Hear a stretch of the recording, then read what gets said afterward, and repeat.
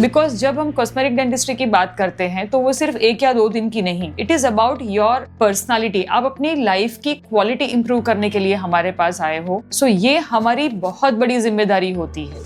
हाय, मैं हूं डॉक्टर नेहा छासटिया। मैं cosmetic dentistry and root canal की एक्सपर्ट हूं। हमने इस सीरीज की पिछली वीडियो में, वीडियो नंबर 3 में देखा कि लोग कॉस्मेटिक डेंटिस्ट्री करवाने से क्यों डरते हैं। चलिए, क्लैरिटी तो मिल गई, डॉक्टर के पास पहुंच भी गए। अब जब हम डॉक्टर के पास किसी कॉस्मेटिक वर्क को लेके जाते हैं हमारी स्माइल की खूबसूरती के लिए, तो कुछ हमारी प्रायोरिटीज होती हैं। तो पेशेंट के कुछ प्रायोरिटीज होती हैं एंड एज अ डॉक्टर हमारी कुछ प्रायोरिटीज होती हैं। सो ये प्रायोरिटीज क्या होती है, कभी कभी जब इसमें मिसमैच हो जाता है तो उसकी वजह से कई बार प्रॉब्लम्स हो सकती है। सो क्या है क्या नहीं, चलिए देखते हैं इस वीडियो के अंदर। जनरली जब भी हमारे पास पेशेंट्स आते हैं तो उनका सबसे पहला कंसर्न होता है, रादर उनकी सबसे पहली प्रायोरिटी होती है लुक्स। ऑब्वियस सी बात है, कॉस्मेटिक डेंटिस्ट्री के लिए आए हैं तो उनको अच्छी स्माइल चाहिए। दूसरी उनकी कंसर्न होती है कि लंबा तो चलेगा ना, इतना सारा इन्वेस्टमेंट अगर कर रहे हैं तो चलेगा तो सही ना। तीसरा कंसर्न होता है बजट। और अगर हम हमारी बात करें एज ए डेंटिस्ट, हमारी प्रायोरिटीज क्या होती है? सबसे पहले हमारी प्रायोरिटी है फंक्शन, क्योंकि चाहे कितनी भी आप खूबसूरत इमारत बना लो, लेकिन अगर उसका फाउंडेशन ही कमजोर है तो वो इमारत टिक नहीं पाएगी। सिमिलरली अगर हम सिर्फ पेशेंट के लुक्स के ऊपर ध्यान दें और दांतों की, मुंह की overall health, the joint, the muscles, इन सब चीजों के ऊपर अगर हमने ध्यान नहीं दिया तो जो अल्टीमेट रिजल्ट निकलने वाला है वो इतना लॉन्ग लास्टिंग नहीं होगा। सो एज अ डेंटिस्ट हमारी प्रायोरिटी सबसे पहली होती है फंक्शन एंड फाउंडेशन। उसके बाद हमारी सेकंड प्रायोरिटी होती है longevity of the treatment.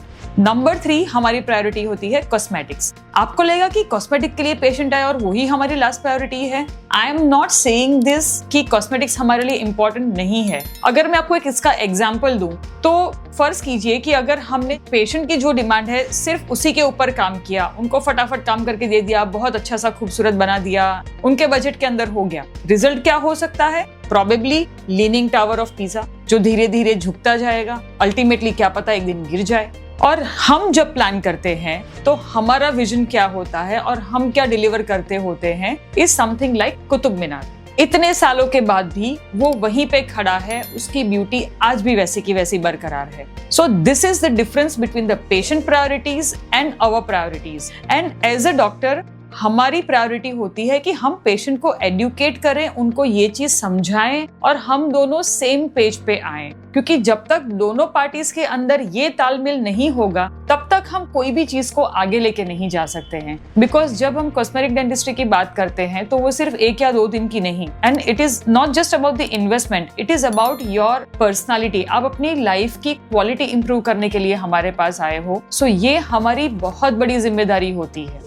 So I hope कि जो भी पेशेंट्स अपनी कॉस्मेटिक डेंटिस्ट्री की ट्रीटमेंट प्लान कर रहे हैं, अगर आप अपनी स्माइल को ब्यूटीफाई कराना चाहते हैं तो डेफिनेटली इन प्रायोरिटीज के ऊपर ध्यान दीजिएगा। एंड बजट, सब लोगों को लगता है कि खर्चा बहुत होगा, खैर इसके लिए तो एक और वीडियो बनता ही बनता है। स्टे ट्यून्ड एंड सी कि बजट का कंसर्न क्या है और कॉस्मेटिक डेंटिस्ट्री के अंदर ये क्यों मैटर इतना नहीं करता, हम अगली वीडियो में जानेंगे। और अगर आपको ये वीडियो अच्छा लगा है तो इसको प्लीज लाइक कीजिए, शेयर कीजिए एंड हमारे चैनल को सब्सक्राइब जरूर कीजिएगा। साथ में बेल आइकन दबा दीजिए क्योंकि हम हमेशा ऐसे इन्फॉर्मेटिव वीडियोस रेगुलर इंटरवल्स पे लाते रहते हैं। एंड अगर आपके और भी कोई डाउट्स है तो हमें आप डेफिनेटली कमेंट सेक्शन में लिखिए and will be happy to answer.